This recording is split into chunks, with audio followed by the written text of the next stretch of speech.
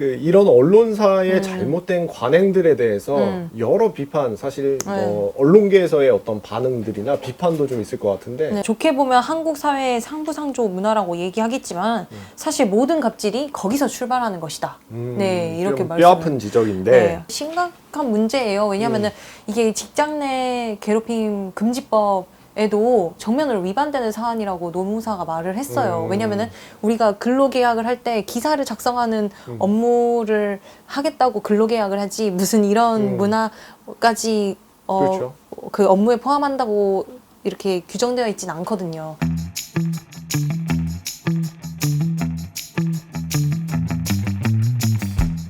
시청자 여러분 안녕하십니까? 미디어오늘 김도현 기자입니다. 네, 오늘 제 옆에는 미디어오늘에서 보수지와 경제지, 특히 이제 조중동을 맡고 있는 박서영 기자가 출연을 했는데요. 안녕하세요. 안녕하세요. 네. 왜 이렇게 이 선배 보고 웃기죠? 오늘 어떤 네. 내용 갖고 오셨는지. 아, 네. 이제 언론사 내부에서 어떤 식으로 이제 기자들이 생활하는지, 좀 언론사 문화는 뭐 문제가 없는지, 이런 식의 기사를 미디어오늘 기자라면 다 쓰잖아요. 많이들 쓰죠. 네. 근데 그 중에서도 오늘은 좀 뭐 상갓집 문화 관련해서 상갓집 문화. 네, 관련해서 이제 취재를 했는데 그 건에 대해서 상갓집 네, 문화. 네, 그러니까 이제 네. 기자들이 네. 그 상갓집을 가야 되는 상황 관련해서 네. 기사를 쓰신 건가요? 그러니까 뭐 이제 뭐 상사나 뭐 동료나 뭐 후배나 뭐 이런 사람들이 이제 상을 당했다, 친인척이나 가족이 상을 당했다 이러면은 뭐 저희 다 도의적으로 가잖아요. 뭐 부조도 하고. 그렇죠. 네. 예. 그런데 근데 이제 여기서 이런 거면 기사가 안 되죠, 사실.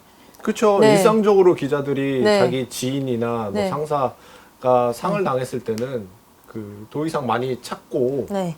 또 애도를 표하곤 하죠. 근데 그게 네. 문제. 근데 이제 그게 문제는 아니라 상사.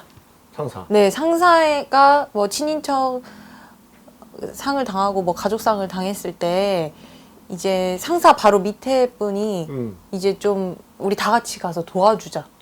네. 가서 좀 사역을 제공하자. 이게 사역. 네, 사역이라고 표현을 하던데 이게 그 한자인데 뜻을 찾아보니까 뭐 개인이 노동을 제공한다 약간 이런 시키는 거네요. 네, 그러니까 네. 노동을 가서 해야 네, 된다. 노동을 제공한다 약간 이런 뜻이더라고요. 그래서 어떤 언론사 사례였냐면 중앙일보 사례였어요. 예, 얘기를 한번 해보죠. 네. 이게 뭐 어떻게 제보가 네. 들어온 건가요? 어떻게? 네, 그쵸. 얘기가 어떻게 좀 네. 접하고 나서 네. 이게 언제쯤에 이런 얘기들을 좀 들었는지. 사실 한 3주? 3주 전? 좀 전에 들었는데 제가 이걸 안 쓰고 있었던 이유는 바로 쓰진 않았군요. 네, 좀 네. 그래도 약간 가족이 상을 당했는데 이걸 써야 하나 말아야 하나 좀 고민을 했습니다. 네. 솔직히 말하면 이제 당사자 입장에서는 그쵸? 안타까운 일이고 슬픈 일인데 좀 애도의 시간 같은 거를 가져야 하는데 갑자기 또 기사가 나오고 그러면은 그렇죠. 제 입장에서는 조금 힘들 수도 있다고 생각했지만 이제 기사를 결심한 이유는 사실 그 이제 중앙일보 내부에서 이게 중앙일보 얘기인가요? 네네. 중앙일보 내부의 기자들이 어쨌든 이게 설 연휴 기간에 네, 중앙일보 편집인이 상을 당하신 건데 조금 정리를 해보면 네. 지금 중앙일보라고 말씀하셨고 네. 중앙일보에서 네. 말씀하신 대로 그러면은 간부라고 해야 되나요? 편집인. 편집인이 네. 편집국장보다 위. 편집국장보다 위인 네. 편집인의 가족이 네, 가족. 장모님께서 장모님이 상을 돌아가셨는데 장모님 상이 있었군요. 네. 예. 근데 이제 장모님께서 돌아가셨는데 그때 연휴에 이제 설 연휴에 네, 설 연휴에 올해 설 연휴. 네, 2월 10일 정확하게 2월 10일. 예. 이때 우리가 좀 조를 짜서 가서 도와주자. 라는 편집국장의 공지가 있었어요. 편집국 구성원들을 상대로 한 네. 공지? 네. 그러면 전체 이제 구성원 편집국장이 네. 이제 부장들한테 공지를 했고 부장들이 이제 부원들한테 공지를 한 거죠. 그러면은 편집국 구성원, 그러니까 소위 말해 기자들한테 공지가 간 거네요. 네, 맞습니다. 그래서 실제로 이제 뭐 3개의 조를 짜서 가자. 조를 짜서. 네, 뭐 오전, 오후, 오전, 오후. 저녁 뭐 이런 식으로 정확한 시간은 이제 네. 제가 기억이 안 나는데 아무튼 이런 식으로 약간 그 시간 단위를 나눴어요. 나눠서? 네, 아. 그래서 이제 가서 이렇게 세 개 조로 나눠서 좀 도와주자. 네, 이런 식의 공지가 내려왔죠. 아니 그러면은 네. 실제 조에 짜여져서 그 조에 소속된 기자들은 그 실제 갔나요? 본상을? 갔죠. 빈소를 실제 그리고 그 시간 기간 동안 지켜야 했고. 네, 가서 이제 조문객을 맞이하기, 우리가 조문객을 맞이해야 한다라는 공지로 이제 조를 짜라고 했으니까 당연히 가서 이제 조문객을 맞았는데, 어찌됐든 편집인이 이제 장모상을 당하셨는데, 주로 이제 편집인이 오랫동안 또 기자 생활을 하셨으니까, 뭐, 정계나, 뭐, 산업계나, 다 아는 사람이 많으시겠죠. 아무래도 나이도 많으시고 기자 경력도 오래되셨으니까. 중앙일보 편집인. 네, 예, 그렇죠. 예. 그러니까 기자들이 이제 그런 분들을 좀 이렇게 그래도 아는 얼굴이 있으면 그렇죠, 좀 그렇죠. 왜냐하면 상주는 정신이 없으니까 그렇죠, 그렇죠. 네, 맞이해 주는 게 좋긴 하잖아요, 편의상. 네. 그런데 이제 이게 사실 이제 중앙일보 기자들 입장에서는 당연히 이제 선배 편집인도 어쨌든 선배잖아요. 그렇죠. 간부지만 이제 예. 과거에 같이 기사를 썼던 선배고 당연히 슬프고 대선배죠. 네. 그 일선 기자들 네, 입장에서는. 엄청 네. 그러면은 네. 가서 기자들이 뭐 특정한 업무를 해야 했던 상황인가요? 그쵸. 뭐 조문객 맡고 또 신발장 정리 같은 것도 신발장? 하고 조화 같은 것도 이제 많이 올 테니까 그런 것도 이제 일손 부족하면 돕고 사실 기사에는 안 썼지만 뭐 기자들이 이제 뭐 출입처 이런 데다가 전화해서 뭐 편집인께서 장모상을 당했다는 소식을 알리면서 이제 뭐 조화 같은 것도 부탁하기도 하고 네, 이런 일도 했었어야 하는 거죠. 근데 문제는 이 장모상을 당한 날이 편집인이 장모상을 당한 날이 설 연휴 기간이었던 연휴 거예요. 기간인데. 네, 그러니까 이제 기자들은 이제 우리가 사실 이때가 뭐 김도현 선배도 기억날지 모르겠지만 이때 당시가 따로 사는 직계 가족 5인 이상도 모이지 말라고 했던 또 코로나의 네. 어떤 방역 지침과 그쵸. 관련도 있군요. 네, 정부 방역 지침이 있었습니다. 그러니까 다른 타 지역에 사는 이제 가족들도 직계 가족들이라고 할지라도 5인 이상 모이지 말아라 이런 얘기를 했었잖아요. 네, 그래서 이제 중앙일보 기자들이 그런 기사도 중앙일보에서 썼는데 우리는 이제 가가지고 네. 좋습니다. 그러면은 정부 제가 방역 궁금한 지침을 게, 위반했다. 네. 또 궁금한 게 이게 사실 저희 미디어오늘의 얘기가 들려왔던 것은 네. 내부에서 좀 문제 제기 공식적으로는 아니더라도 네. 내부 기자들 사이에서는 이건 문제다 네. 이런 반응들이 좀 있었습니다. 이 당시가 설 연휴 기간이었고 그렇죠. 약간 위에서 어쨌든 탑다운식으로 공지가 내려온 거잖아요. 안 따를 수가 사실 없죠. 네, 왜냐면 눈치가 보이잖아요. 솔직히 그쵸. 말하면. 또 편집인이면 네. 좀 설명을 드리면 거의 대표급이잖아요. 네, 그쵸. 사실 편집국장보다 더 선배고. 그쵸. 그렇다 보면은 이제 그런 지시가 나오면 정말 좀 휴일이니까 좀 네. 쉬고 싶어도 좀 좀 마음에서 저 같으면 찝찝할 것 같아요. 좀 찝찝할 약간 수 있죠. 만약에 우리 미디어부 방 안에 이런 공지가 많이 내려왔다. 네. 이렇게 하면은 만약에 다른 사람들은 누가 갈까? 나는 못 갈 것 같은데. 약간 이런 그렇지. 네, 예. 누가 가나? 나는 못 가는데? 약간 이런 좀 눈치가 보일 것 같아요. 그러니까 기자들은 그냥 입을 하나로 모았어요. 어떻게 모았냐? 그러니까 뭐 가족상이니까 당연히 이제 편집인께서 슬프시겠다. 다만 이날이 설 연휴고 이렇게 공지 형식으로 내려오면 내가 마음에 우러나와서 하고 싶은 마음이 들다가도 갑자기 이제 뭔가 강제로 하니까 그 마음이 사라지게 되는 거죠. 그렇죠. 네, 부담스럽고요. 그러니까 이런 거죠. 만약에 이 지시를 따르지 않았을 때 내가 불이익을 받지 않을까 네, 이런 고민도 좀 하실 그런 것 고민도 같고. 하시고 그리고 결과적으로 어쨌든 요즘에 내로남불 하지 말자가 좀 그렇죠. 키워드죠. 네, 하나의 그렇잖아요. 키워드인데 네. 근데 이제 우리 중앙일보도 그런 보도를 해놓고 사실 이제 코로나 관련한 보도나 코로나 아니면 뭐 이런 모이지 말라, 집합하지 그렇지. 말라 그런 가급적이면. 것도 있고, 예. 그래서 사실 장례식장도 이제 최소한의 가족들끼리 모여서 요즘 그렇죠. 해라. 네. 뭐 정부가 그렇게 이제 몇 명까지는 제한 두지 않았지만 이제 그런 식으로 이야기를 하고 있었기 때문에 꼭 굳이 그렇게까지 공지 같은 걸 내려서 이제 기자들을 동원 아닌 동원을 네. 했었어야 했나. 네. 네, 이런 식의 비판의 목소리가 하나로 모아졌었습니다. 이게 네. 그 언론계에서 이런 경우들이 적지는 않았던 것 그쵸. 같아요. 사실 기사 사례가 좀, 제목에는 중앙일보를 탑으로 뽑았지만 MBN에서도 이런 사례가 MBN 에서도? 있었고, 네, 2018년이랑 2019년에 예. 네, 아. 각각 다른 부서에서 이런 일이 있어서 일단 제가 기사에 쓴 거는 2018년에 있었던 한 부서의 일인데요. 한 부서 MBN의 한 부서장이 부친상을 당하셨습니다. 예. 네. 근데 그때 당시 이제 부장 밑에 바로 차장이잖아요. 이제 차장이 이제 부장이 부친상을 당했으니까 우리 좀 돌아가면서 순서를 짜서 부장 빈소를 지키자. 네. 이렇게 해가지고 순서를 좀 정해라. 네. 이렇게 해서 이제 당시에 그 차장급 밑에 있는 기자가 순서를 실제로 정해서 그 단체방에 띄웁니다. 네. 그래서 누구 순으로 뭐 가기로 했습니다. 뭐 이런 식으로 글을 띄어요. 근데 이제 거기에 실제로 갔었던 한 기자의 말을 들어보니 이제 그때 당시에 조화가 너무 많이 왔다는 거예요. 아, 네. 이때는 또 코로나 국면도 아니었잖아요. 네, 그때는 코로나 국면이 아니었고 예.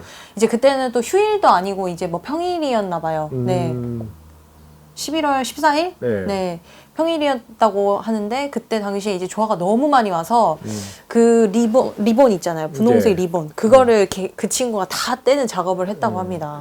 그래서 그 상가집 방 안에 벽에 이렇게 싹 붙였대요. 네. 밖에 둘 공간이 너무 모자라서. 너무 네. 모자라서. 그래서 그런 걸 하고 이제 신발장 정리하고 또 이제 저녁에는 어쨌든 방송 뉴스 나가야 되니까 기사 쓰고 이러면서 내가 지금 뭐 하고 있지? 그러니까 현실 자각 타임이 왔군요. 그러니까 만약에 저는 우리 회사 선배의 우리 회사 선배의 아버지나 어머니가 돌아가셨다고 하면 진짜 뭐 마음에 우러나서 제가 좋아하는 선배를 도와줄 수 있어요.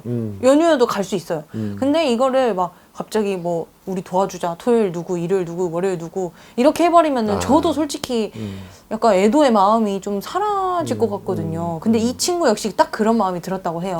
그러니까 정말 위로해드리고 싶고 안 됐다고 처음에 생각했는데 내가 이 일을 하다 보니까 그런 마음이 싹 사라져 버렸다. 또 오히려 네, 키포인트는 또 여기 있어요. 이 친구 말이 저는 약간 처음에는 이렇게 와닿지 않았는데 이 친구가 이렇게 말합니다. 우리 아버지가 당장 돌아가셔도 우리 부원들이 전부 동원해서 우리 아버지 상에 이렇게 돌아가면서 의무적으로 와서 이렇게 도움을 줄까?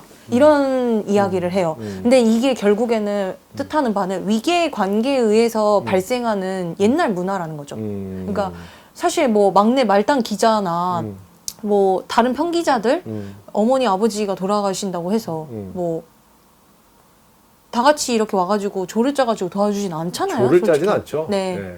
마음에서 우러나면. 네, 뭐 몇 시간 정도 있어주고 뭐 도와줄 수는 있겠지만, 네. 그래서 딱 그게 포인트였던 것 같아요. 이런 언론사의 잘못된 관행들에 대해서 여러 비판, 사실 뭐 언론계에서의 어떤 반응들이나 비판도 좀 있을 것 같은데 네. 좀 취재된 게 있습니까? 이제 언론개혁 시민연대라는 곳의 사무처장 시민단체죠, 언론. 네, 시민단체. 언론개혁 시민연대라는 시민단체의 김동찬 사무처장은 이제 이렇게 말했습니다. 예. 명백한 직장 내 갑질이다. 분명히 위계가 있는 관계에서 공지가 내려진 거고 동료였으면 그렇게 했겠냐고 이렇게 말씀을 하셨어요.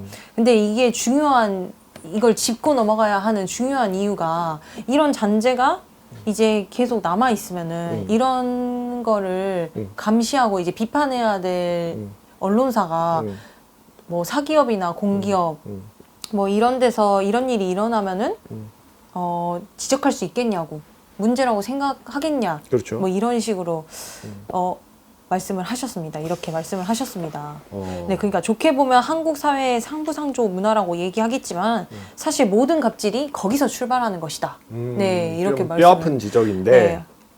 그 언론계들의 좀 자정 노력 이게 뭐 법으로 규제할 수 있는 것도 아니고 그쵸. 자정 스스로 노력을 해서 이런 문화들을 하나씩 개선을 해야 될 텐데 네. 언론계의 어떤 수직적이고 위계적인 문화가 이런 그 사적인 영역에서도 침투되고 있다고 저는 보여지는데 네네. 이런 부분에 대한 뭐 어떤 문화적인 그 개선 네. 필요성도 좀 있는 것 같고 네네. 조금씩 그래도 바뀌고는 있는데 미디어 오늘 보도를 보면 아직도 조금 멀었다라는 생각도 많이 들어요. 네. 그러니까 어쨌든 기자들 사이의 관계가 수직적이잖아요. 뭐 그쵸. 선배가 지시를 내리고 네, 지시를 내리고 또 따라야 되는 예. 상황이 발생하고. 근데 이게 약간 그 공과 사가 구분이 조금 잘 안 되고 있는 것 같아요. 아직까지. 거기서 기인한 문제인 그렇죠. 것 같아요. 예. 그러니까 사실 뭐 취재 지시 같은 거는 얼마든지 뭐 받을 수 있죠. 후배 입장에서도. 근데 이제 이런 사적인 영역에 있어서는 좀 위에 분들께서 옛날에는 이런 문화가 솔직히 이제 통용이 됐었죠 옛날에는. 네, 그리고 과거에는 네, 좀. 그렇죠. 근데 지금은 네, 그리고 사실 옛날에도 안 그랬었어야 되는 그렇죠. 건데. 그거는 당연한데 네. 그거를 마치 이제 어떤 관행으로 네, 받아들이고 맞아요. 그거를 통용해왔던 어떤 네. 문화 전반의 문제점들이 있었던 거죠. 네, 맞습니다. 그래서 이 부분에 대해서 좀 구별만 회사들이 명확하게 좀 하는 노력이 필요하겠네요. 네, 필요해 보이고 이게 진짜 좀 근데 심각한 문제예요. 왜냐면은 이게 직장 내 괴롭힘 금지법에도 정면으로 위반되는 사안이라고 노무사가 말을 했어요. 왜냐면은 우리가 근로계약을 할 때 기사를 작성하는 업무를 하겠다고 근로계약을 하지 무슨 이런 문화까지 그렇죠.